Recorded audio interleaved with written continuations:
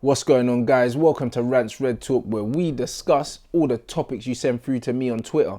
Sponsored by the One Football app for all your up-to-date football news. Make sure you swipe down, scroll down into the description, download the app and enjoy that. And yeah, 4 weeks to the fight. Man's going to be plugging my tickets now. They're moving quickly. Saturday was a good day. Was it Saturday? No, Friday. They started moving. It's getting closer now. People can smell it. So holler at me, or not even holler at me. Go down into the description as well. Ticket links are there. Grab your tickets. I'll see you there. If you can't make it, then yo, we're over 10% on the charity in terms of what we've raised and that. It always tends to just speed up towards closer to time. But yo, man, hit your donations, guys. Like, I've always hit my target since I've started collecting to do these things, and we want to hit this with time to spare as well. So yeah, I'm saying we could even raise the target if it's going well. But yo, big up for the support and that. And yeah, training vlogs coming soon as well. As you can hear, man's been ill, but that's why the content's been a bit slow this week. But I'm back, man. Can't hold me down. But let's go into your topics. All right, first one, at Man Like Memphis 1. Do you think we missed out on the chance to have potentially a top class fluid front three with Memphis, Martial and Zaha? Oh, hell yeah. We definitely missed out on that. That would have been a madness. But that's what I mean. Like, in Total Football, which I uploaded yesterday, there was talk about system players, innit? And in the right system, them three man is looking like a complete madness, because Martial can hold the ball up, but he can also go in his own dribble and score. Zaha can dribble, bun man and score. So can Memphis. And all of them can play on the left, right and centrally, picking up the ball in a fluid system. I think that front three would be devastating. There's pace there, there's technical ability there, there's goals there. Do you know what I mean? There's breathtaking skill there. There's everything in that. There's everything in that, man. So yeah, we definitely missed out on that. But that's the thing with United. We've had good players at the club under the wrong manager and at the wrong time. Do you know what I'm saying? So it's just annoying. Just to think at one time we had Angel Di Maria at Manchester United and it didn't work out. And that's just how football goes sometimes. Let me know what you think about that front three, because that front three would have been a madness. At by Saints 641, what would be the best tactics in your opinion to break down sides with a low block? This United side, and with this United side, and which formation would you go with? To be honest, breaking down teams is more to do with your philosophy as a team than it is to do with the formation. Like I've said before, a 3-4-3 or a 5-3-2 or whatever you want to call it, yeah, can be a defensive formation or an attacking formation depending on the philosophy of the team, innit, and of the manager. Same with a 4-4-2. You can look at a 4-4-2 as an attacking formation, but if you've got defensive left and right wingers that are going to tuck in and play as a second left and right fullback or wing back or whatever, they're not attacking. It could just be two banks of four, go long to two men and try and nick it on a break. 4-4-2 ain't necessarily an attacking formation. It's all about the mentality behind it. If your wingers are going to get up and join your strikers and it turns into a 4-2-4, or you've got a box-to-box midfielder that will break into the box late or get to the edge of the box, it could look like a 4-1-4-1 at times, or it could look like a 4-1-5 or whatever when you're attacking. It really depends on the philosophy and how the team is built. With this Manchester United team, I just think that if you take out the likes of Luke Shaw, and you add a Brandon Williams, it makes us more attacking instantly just because of the personnel change. I think if we're going to play a three at the back here and you play Dalot as a right fullback instead of Wan-Bissaka, automatically makes it a more attacking formation. I think there's little things that you could do in terms of attitude and also keeping the ball better and constantly applying pressure on teams.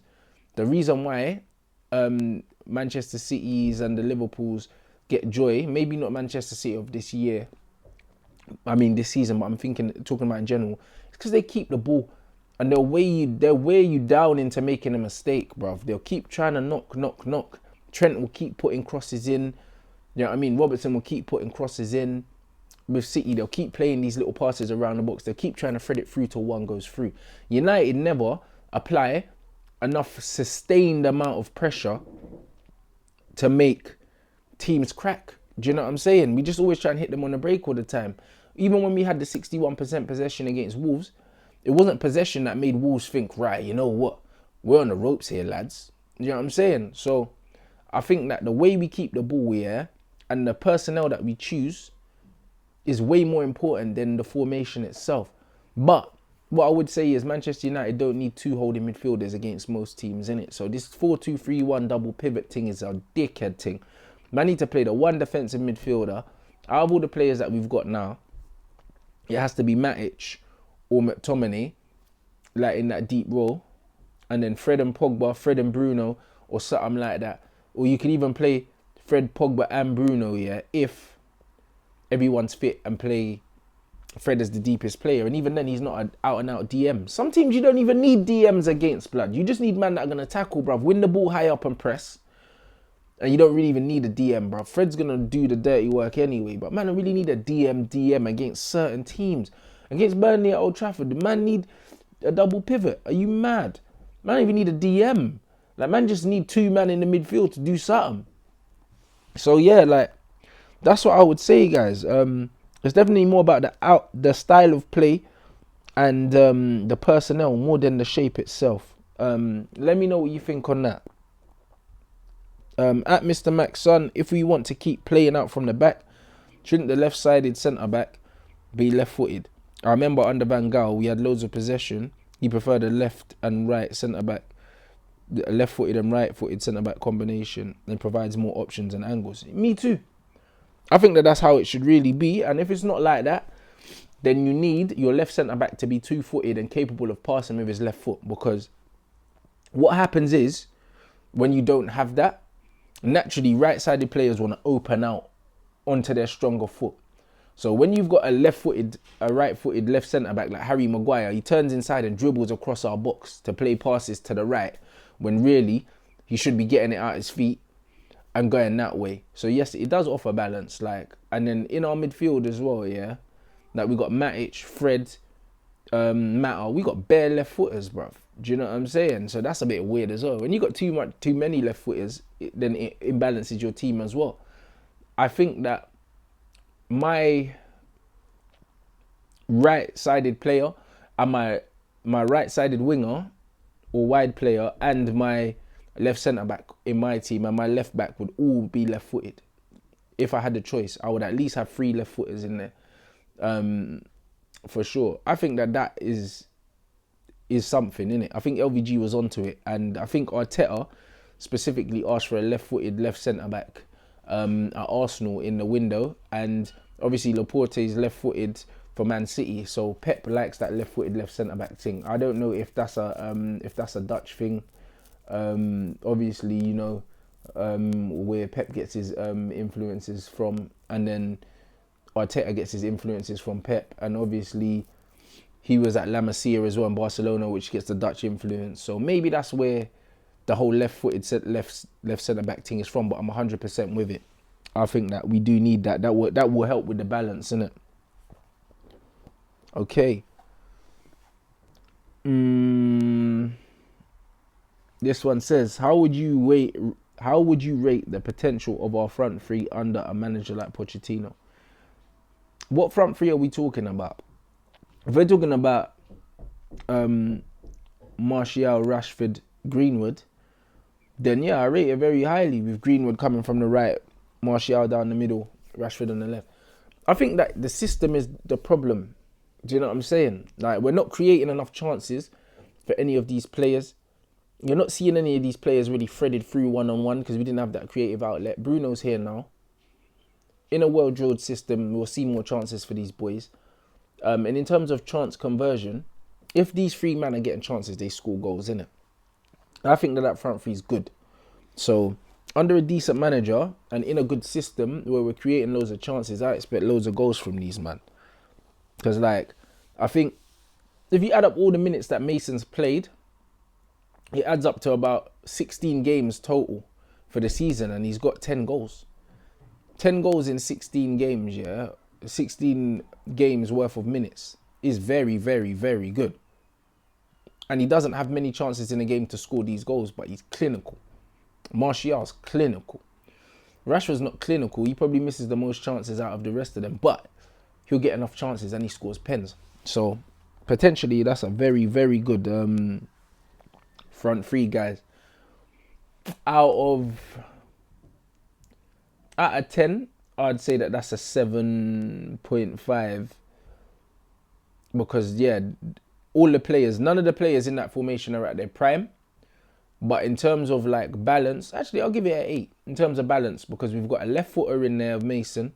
We've got a very strong right footer of Rashford, strikes the ball well. We've got Martial, who's a very good dribbler. I think between the three of them, there's everything in there but height, in it. Height and physicality. And United have that in Ighalo.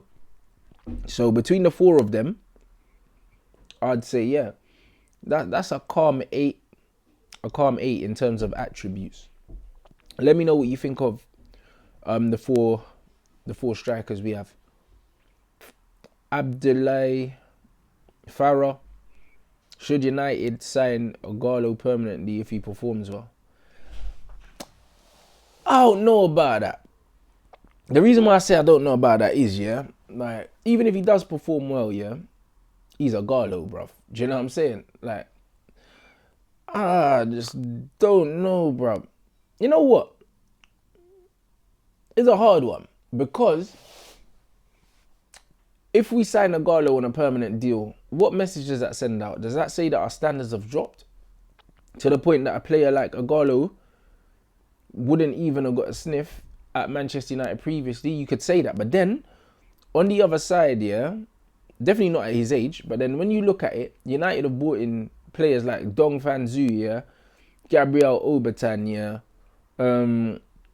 David Bellion, who's the African Don that ended up going to Stoke? And loads of people forget Man United signed him, bruv. But again, what is his name? He ended up going to Stoke anyway, bruv. He ain't that good. In terms of ability, Ighalo's better than all of them, man, innit? But we've signed him at 30 years old. We signed all these man young as prospects, and they didn't quite they didn't quite fulfill what we expected. But I don't know. I just think that it sends out the wrong message, innit? If we're signing 30-year-old brothers that have been playing in China, bruv. Like I said, man, got them on the coronavirus clearance sale, blood. I don't think that signing him, like, yeah, I don't think that that's the answer, bro. Like, I think in summer we address the striking options properly. Let me know, though. There'll be people in there that think, yo, should we sign Ighalo? And also, in terms of marketing and that, I know Ed Woodward would love to sign Ighalo, mate, because Ighalo is going to be selling bag of shirts in Nigeria. That's for damn sure. At Joutman M. Okay, so what do we do with Dean Henderson right now? He's one of the best in the league, facts. But De Gea is still streets ahead of him. That's debatable. Should we try to move De Gea on and get a fee as Dino is younger, or sell him to Sheffield United with a buyback option? And yes, he should be part of the Euros.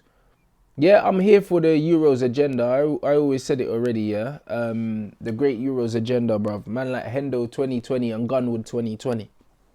I don't think there's a massive gap between Henderson and De Gea. I don't, innit? Saying that, as strange as it may sound, defensively, I think that Henderson probably gets more protection than De Gea does, because Manchester United as a defensive unit are crap. We spent over 130 million on defence. I know defence is still crap, innit? But that's because the system's crap. So Henderson's up there with clean sheets in the league, but I'd love to see digits in terms of how many shots these men are facing per game. I wouldn't be surprised to see if De Gea's facing more shots, even though that De Gea's at a better team. But is he at a better team? Because man are below them and that. Do you see what I mean? So it's the way I'd see it is, yeah, Henderson's at the right age that like United could hang their hat on him for the next 10 years, innit? If someone said to me, you have to either sell Henderson or sell De Gea in the summer, 100% I'd sell De Gea and keep Henderson, bro. Because as you lot would have seen, when De Gea wanted his 300 grand a week, I was the one saying don't give it to him. Because I don't think he's worth that. I think that he's declined rapidly. I think that he's not good on the ground. His commanding of the area is not very good. He's still a good shot stopper, but I think the likes of Alisson coming into the league and Edison have shown a lot of people how limited David De Gea is as a goalkeeper all round, innit? And I don't think that he's worth 300,000 pounds a week. And I think that we're massively overpaying him for what he is now. Do you know what I mean? And that's no disrespect to him. He's still a top world-class goalkeeper, and he's still probably the best shot-stopping goalkeeper in the world. Him and probably Oblak and Alisson. Do you know what I mean? In terms of shot-stopping, Edison's not as good, but Edison makes up for it with his feet. Edison's got the best feet, bruv. Do you know what I'm saying? But as a package, bruv, De Gea's the weakest of the lot in terms of attributes all round. So, me personally, I don't think we could sell Henderson and buy him back here because, you know, English players, they get inflated, the prices. If we sell Henderson, we're going to have to pay like 50 odd mil for him back.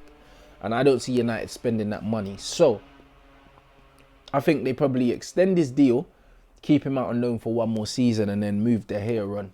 That's what I think is going to happen. If you think something else is going to happen, then let me know, guys. I'm interested to see what you think about that. And last but not least, at Bongrish ...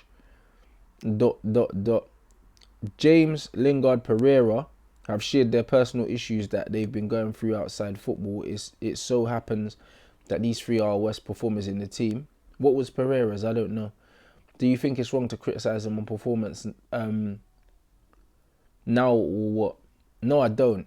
The reason why I don't think it is, yeah, is because people are saying, yeah, Daniel James, his dad died and XYZ. Yeah, yes, his dad did die. But his dad died before he signed for Manchester United. And when he was playing well, no one weren't talking about that. Do you know what I'm saying? So, as cold as it sounds, yeah, when he was playing well, and the real reason why Daniel James was playing well is because he was new to the league. No one really knew what he's capable of, and he was surprising people, and his pace was catching people out. As soon as people found him out, that's the reason why his form's dropped. It ain't got nothing to do with personal issues, because honestly, he was going through those same issues when he was playing well. He was, bruv, and nobody was talking about it. Everyone forgot that he went through the tragedy that he went through, and rest in peace, obviously, to his pups and that, because that's never easy for anyone. But one thing I can bloody tell you about football, yeah, is that no matter what happens in your life, when you're out there on a pitch, you're doing your best, and that's the only thing in your mind. I can speak from experience of playing football on the day of my uncle's funeral, who was the closest person to me at the time. Do you know what I mean? He's the reason I support Man United. He's the reason why I played football, everything like that. And I buried my uncle and went straight from the funeral to meet my teammates to play a game, bruv. And honestly, when I was on the pitch, I literally carried my uncle's coffin and an hour and a half before, and I didn't think about him once when I was on the pitch, bruv, because I was thinking about the game. And when you're playing football, when you're doing anything that you love, yeah, that's your escape, innit, from reality. So I refuse to believe that the reason why these men are not playing well, yeah, is because of personal issues. These men are just not good enough, fam. It's that simple. Because I've seen certain African men playing while their mum's been kidnapped and their man are still bagging goals, blood, and their mum's being held to ransom somewhere. Like, real talk. Like, I was seeing some madness. Like, do you know what I mean? It sounds cold, yeah, but I mean, death is a part of life. Like, people lose people all the time, yeah, and their form isn't affected like this. Do you know what I'm saying? And yes, people do things that affect people different, but I don't think Daniel James's form is down to the fact that he lost his dad. I just think that he's not good enough, bro. Like, it's that simple. I don't think that Jesse Lingard's loss of form is down to the fact that like he's having issues and he had to look after his brother and that. I read the thing. It's admirable what he's doing outside, but honestly, like there'll always be a footballer in the Premier League that's probably going through worse than that, and you'll never know because you can't tell. Jesse Lingard's form is purely down to the fact that he's just not good enough at the moment. I don't think it's got anything to do with his personal life, because even though the upturn in that, he's still looking rubbish. So what now? As for Pereira, I don't know what his personal issues are, but he's rubbish, innit? Like, I just don't think it's got nothing to do with that. If it was a good player now that wasn't playing well, and he said, you know what, like, I'm dropping the ball a bit, then cool, then I'd look into it. But those three players are just not good, bruv. So I can't have it down to personal problems, because the exact opposite could happen to them and they'll still be crap. Like, that's just the honest opinion. Like, obviously people always make excuses for people they like, innit? And that's why loads of people make excuses for Daniel James, because they can relate to him. He's so happy to be at the club, he works hard and all that. But in all honesty, bruv, man's rubbish, innit? Like, honestly, that's just what it is. Same with Lingard. He's not doing it right now, innit? Like, it ain't got nothing to do with no personal nothing, bruv. Nothing like that. Do you know what I'm saying? Like, there'll always be footballers that have gone through worse than you, that are going through worse than you. Do you know what I mean? And man are still better than you, innit? And they're playing better than you, fam. Like, when you're on the pitch, you're only thinking about football. Anyone else that's played football, even not at any level, even if you've only ever played at Sunday League, the highest, you see, when you love this football thing, that is your escape from reality. When you're out on that pitch, yeah, even if you're playing at Sunday League level, if you're playing for a Sunday League team, that's your Wembley final every Sunday, bro. That's your escape from work when your boss is a prick. Your wife's doing your heading at home. Do you know what I mean? Like, you lost your best friend or whatever. Bro, literally out on that pitch on a Sunday morning, even if there's dogs, whatever, like all over the pitch, fam, that is your escape from reality right there. You ain't thinking about nothing else at that moment, innit? At that moment. When you're one-on-one with the goalkeeper, the reason why you missed is not because that happened there or that happened there. You missed because you missed, fam. Do you know what I'm saying? Like, cool. It's one of them ones. So, yeah. I don't think these men are above criticism just because they're going through personal trauma. Like, it might sound harsh to certain people, but people go through shit every day. Like, I'm going to be real, innit? It's a part of life. So these men train often enough in a week. They're paid enough money, yeah, to be professional enough in their training and make sure that they're putting the work in, bruv. So when you're missing stupid chances, when you're holding on to the ball too much and getting tackled and doing all those things, it ain't got nothing to do with your personal life, bruv. It's got to do with the fact that you're not good enough, innit? Like, that's just how it is, man. So, no, I'm not going to go easy on man, yeah, because them man are going through tough times, because everyone's going through tough times. I'm sure some of you lot are going through tough times. I've had messages from some of you lot telling me that you've been going through depression. The United Stand channels help with them. My content's helped and all of these things. Bro, people go through real stuff every day, innit? But you can't go into your job, yeah, at work, underperform consistently for months, yeah, and not get sacked, bruv. Your managers don't really care about your personal life. They don't, bruv. They care about results, innit? If you're not pulling your weight for months at work because you're going through personal things, you'll either get put on leave, yeah, or you'll get sacked, bro. They're not going to say, oh, just keep underperforming. It's okay. We won't pull you up on it because we know you're going through a tough time, bruv. It's business. No one cares. So, yeah, let me know what you think in the comment section, guys. And that was your Rants Red Talk. Make sure you smash the like if you haven't already. Let me know what you think about the above topics.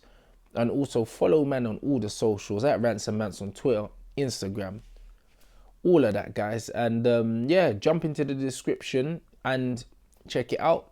Man, I've got my crowdfunding down there. If you want to donate towards the charities for my fight. If you want to buy fight tickets, down there as well. Yeah, me and my brother got something nice for you in terms of the entrance. Make sure you subscribe to Expressions and Rants YouTube channel if you haven't already. Bants and Sauce is doing well. The channel's growing. We're super happy, man. So big up for all the support as usual. We'll be back to normal programming next week because man's just been unwell. Also, we got your fight vlogs to come. Big up yourself, guys.